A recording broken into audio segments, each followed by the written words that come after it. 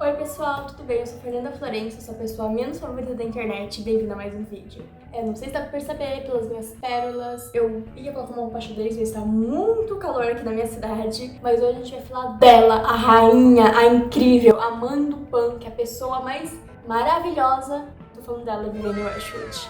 Mas antes do vídeo começar, eu vou pedir, por favor, que vocês curtem, comentem, compartilhem com os amigos de vocês que também gostam de moda, também gostam de história da moda, gostam do Vivienne Westwood, porque foi muito difícil fazer esse vídeo, é um vídeo cheio de informação, eu fiquei quase um mês pesquisando pra ele. Também meu computador quebrou, não sei se vocês perceberam, mas eu fiquei 3 semanas sem postar vídeo porque meu computador tava quebrado, então eu sei que eu vou conseguir recuperar todo esse tempo perdido, graças a vocês vão me ajudar, tá? Minha meta é conseguir 1000 inscritos até o final do ano e eu aposto que você não vai se arrepender de se inscrever no meu canal, tá? Agora bora pro vídeo.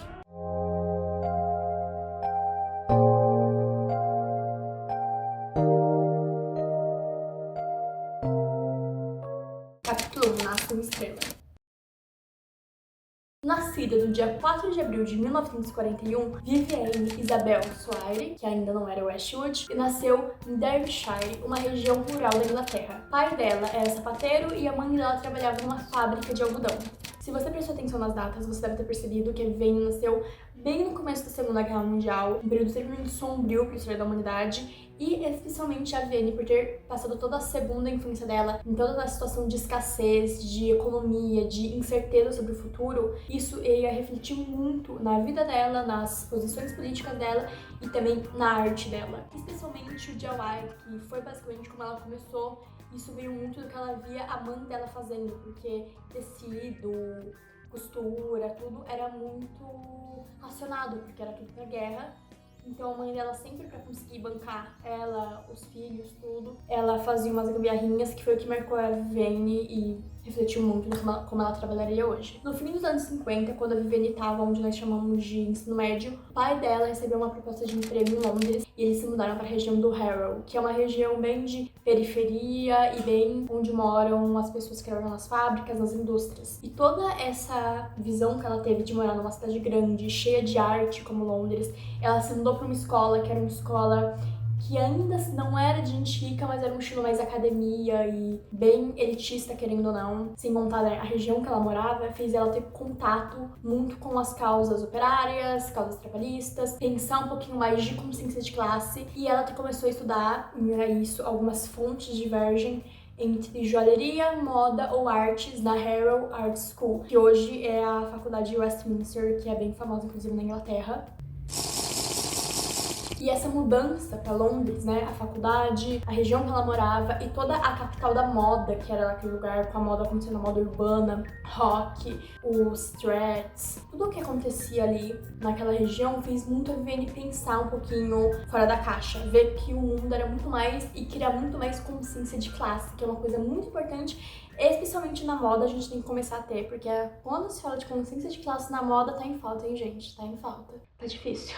Inclusive, no livro ela cita muito como isso marca ela e como marca até hoje. Ela fala muito da questão que ela viu os pais, os vizinhos, até ela mesma no começo da vida adulta dela, e boa parte da vida adulta dela, ela lutando pra sobreviver, trabalhando pra sobreviver, vivendo na caixinha. Fala muito da luta de classes, proletariado, as questões abusivas do capitalismo, entendeu? E é uma coisa bem interessante ver no vídeo dela. Vou te passar no WhatsApp. E essa mudança pra Londres mudou muito a cabeça da Vivienne. Como eu disse, ela tava iniciando a vida adulta dela, tava fazendo faculdade, era um ambiente mais acadêmico, óbvio, mais elitista, era uma arte muito...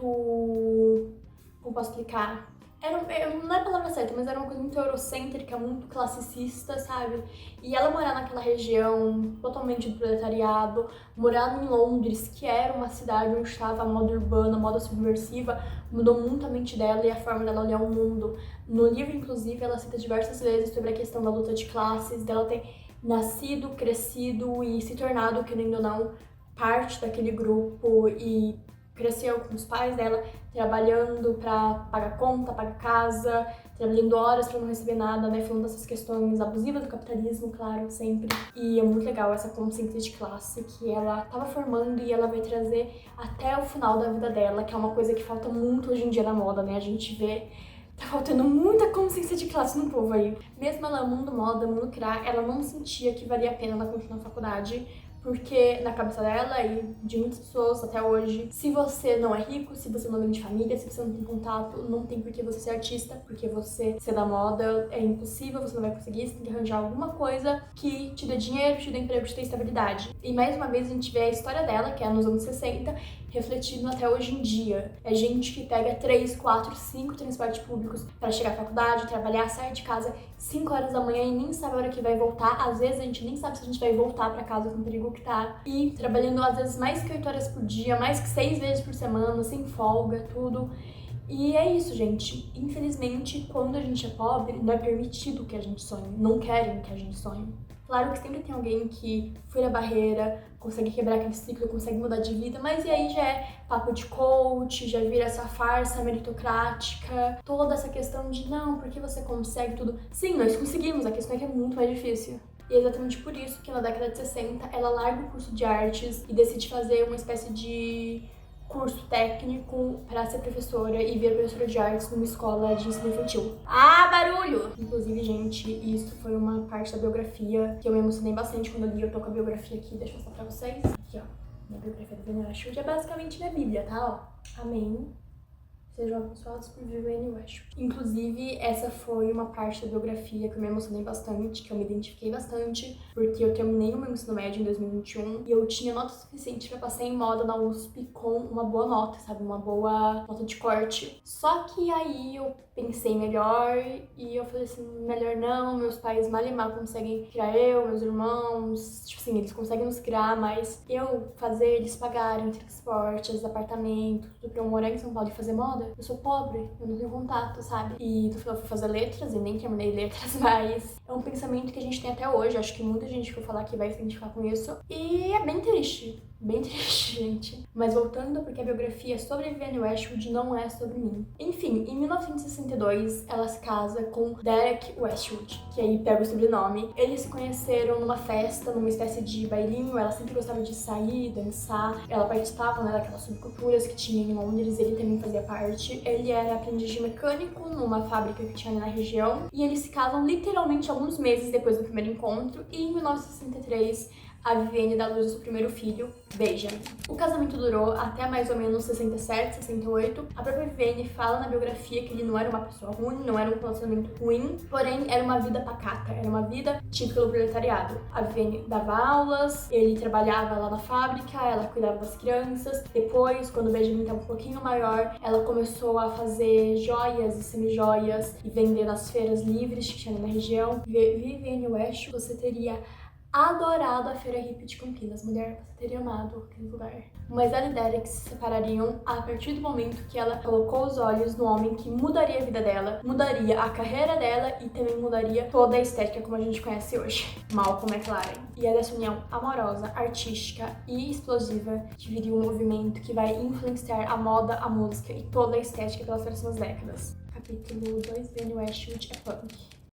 Malcolm e Vivienne se conhecem porque o Malcolm estudava junto com o irmão da Vivienne e eles dividiam um apartamento, ou seja, o Malcolm era mais ou menos uns 3, 4 anos mais novo que ela. E ela descreve que foi basicamente um encontro de mente, sabe? Eles tinham pensamentos parecidos, especialmente sobre moda e política. Pro Malcolm, se vestir já era uma forma de protesto, já era uma forma de política. O que ele não está errado, gente, se vestir é política, moda é cultura e é política. Eu repito isso quantas vezes for necessário nesse canal. E, como eu disse, ele sempre teve uma mente muito forte na questão política, na questão social dela, e o Malcolm só ajudou ela a não ter medo de demonstrar isso. E em 1969, também pouquíssimo tempo depois que ela conhece ele, ela dá luz ao filho deles, o Joseph Corrie, acho que é assim que se pronuncia, não sei, que também hoje é ativista político, assim como os pais, continuando a luta deles. E em 1961 é fundada a Saks, que é a sua primeira loja junto com o Malcolm. Essa loja tem toda uma história, eu inclusive posso até fazer um vídeo especificamente sobre a história da loja, que dá um vídeo só. Mas basicamente ela teve diversos nomes,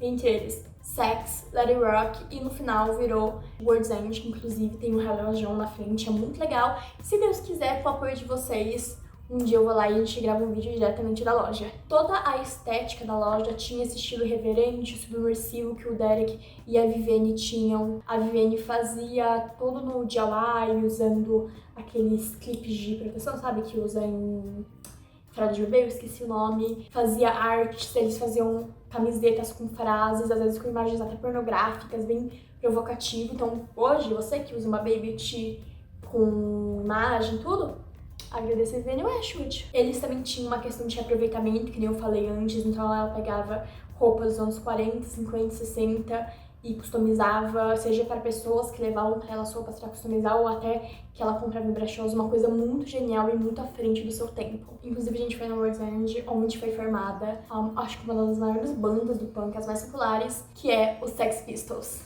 E como que foi formado os Sex Pistols, gente? Basicamente, o Malcolm era o agente barra empresário deles, ele já queria gerenciar uma banda, ele sempre foi uma pessoa muito artística e, novamente, pra ele, como tudo era política, a música pra ele era a melhor forma de espalhar essa mensagem que ele acreditava. Ele também foi empresário, acho que do New York Dolls, se eu não tô errada. Se tiver errado, eu vou colocar um adendo aqui na descrição e na legenda. E meio que as pessoas iam na loja comprar, ele gostava do estilo, perguntava se a pessoa tocava alguma coisa, cantava, às vezes nem tocava e cantava, mas ele ia lá e falava, perfeito, vamos fazer parte da minha banda, agora eu vou ser um Sex Pistol. E a Vivienne, além dela ser stylist deles e criar toda a estética deles, ela também compôs algumas músicas, que eu vou deixar na descrição quais músicas foram. Mas eu acho que o que mais marcou a Vivienne, na época da banda, foi a blusa God Saves the Queen.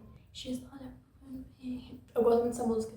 E foi lançada no Jubileu de Prata da Monarca. Em 81, ela e o Malcolm se separam após anos de um relacionamento tóxico, era abusivo em ambas as partes, abusivo tanto fisicamente quanto psicologicamente, emocionalmente, mas ela continua com a loja e no mesmo ano ela lança sua primeira coleção Grades e faz seu primeiro desfile. E daqui pra frente, gente, só pra frente. Mas isso a gente já sabe. Teve prêmio, teve um rainha da coroa britânica que ela ainda foi pegar sem calcinha, porque essa mulher é foda. Teve a queda da Naomi Campbell. E, é claro, o ativismo político e climático que acompanhou ela até o último dia da vida dela. Vivienne Westwood morreu em dezembro de 2022, mas sua luta, seu legado e principalmente sua mensagem continuam vivos até hoje. A gente está passando por uma crise climática, a gente está tendo muitas conversas sobre a questão ecológica, o papel político da moda. E a Vivienne, há quase 50 anos atrás, ela já pensava nisso, o que faz essa mulher cada dia mais atual. Talvez eu chore um pouco, a história dela me deixa bem emocionada, a questão dela. Ai, meu Deus do céu, eu fiz uma maquiagem tão bonita. Please don't make me cry, I remember you think I'm so nice.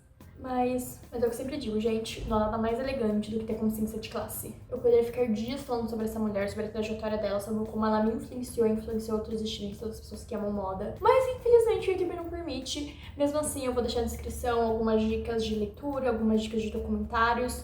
Lembrando, esse livro aqui que eu comprei da Vivienne Westwood, eu comprei pela Amazon, foi R$63 na época, não sei quanto deve estar agora, mas ainda assim, comprem, é incrível, são as palavras dela, é a história dela, pelas palavras dela, tá? Eu sou Fernanda Florencio, muito obrigada por assistir até aqui, se inscreve no canal e tchau, tchau!